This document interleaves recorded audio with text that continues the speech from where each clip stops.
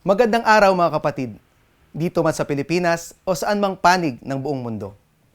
Ngayong ginugunita natin ang ika-100 anibersaryo ng Alpha Phi Omega, hindi lamang natin tinitignan ang nakalipas. Tinitingnan din natin ang napakalawak na pamana ng isang ideyang umusbong 100 taon na ang nakalilipas.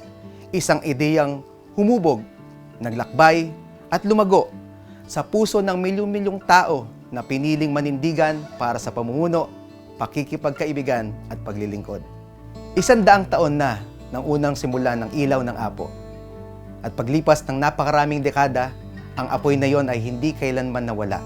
Pinasan ito ng mga lider estudyante, mga manggagawa, mga profesional, mga doktor, guro, sundalo, abogado, at ng bawat isang miyembro na may diwa ng paglilingkod. Hindi dahil inaasahan, kundi ito ang nararapat. At ngayong nakatayo tayo sa bungad ng isang panibagong siglo, isang tanong ang kumakatok sa ating mga puso. Ano ang pamana na ating iiwan para sa susunod na henerasyon at sa susunod na 100 taon? At sa ating paglilingkod bilang inyong National President, malinaw sa aking puso ang kulturang ating tinatahak. Kulturang mas hihigit pa sa kahit anong proyekto, gusali, o anumang selebrasyon. Ang kultura ng integridad, ng pananagutan, ng pagiging tapat at bukas. Ang kultura ng paglilingkod, ng walang alinlangan at takot. Ang kultura ng paglilingkod na walang hinihintay na kapalit.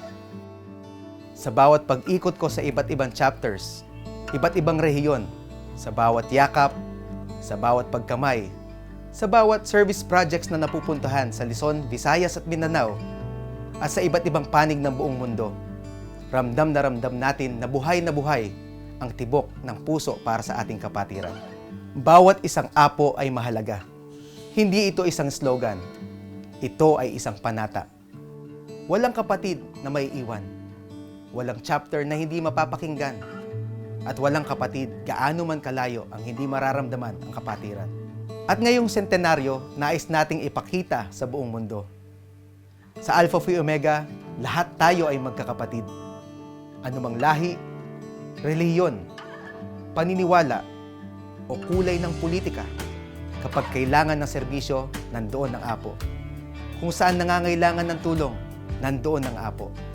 At kung kailangan nating manindigan para sa tama, nandoon ang Apo. Ang tunay na kapatiran ay hindi natatali sa kilalang pangalan o matayog na posisyon. Ang tunay na kapatiran ay nakikita sa mga araw na walang nakatingin, sa mga sandaling tahimik pero matapat, sa mga panahong kailangan mong pumili sa pagitan ng madali at tama. At kung may isa akong pangarap, ito yon. Na sa susunod na 100 taon, mas kilalanin pa ang Apo. Hindi lang sa dami, hindi lang sa tradisyon, kundi sa kultura ng pagiging tunay. Pagiging tunay na lingkod, tunay na kapatid, at tunay na leader. Hindi lamang kayo susunod sa agos. Kayo ang gagawa ng kasaysayan. Kayo ang magtataguyod ng ating mga ideya na sinimulan 100 taon na ang nakalilipas. Kayo ang huhubog sa mga susunod na miyembro ng Alpha Phi Omega sa susunod na henerasyon.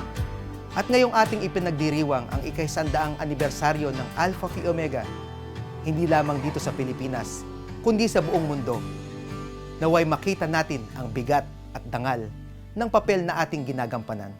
Mga kapatid, tayo ay Alpha Phi Omega. Ito ang ating kasaysayan. Ito ang ating siglong ipinundar. At higit sa lahat, ito ang ating bagong simula. Pagpupugay sa ating sentenaryong nagdaan, maligayang ika-100 anibersaryo sa ating lahat. Mabuhay ang nag-iisa at nagkakaisang Alpha Phi Omega.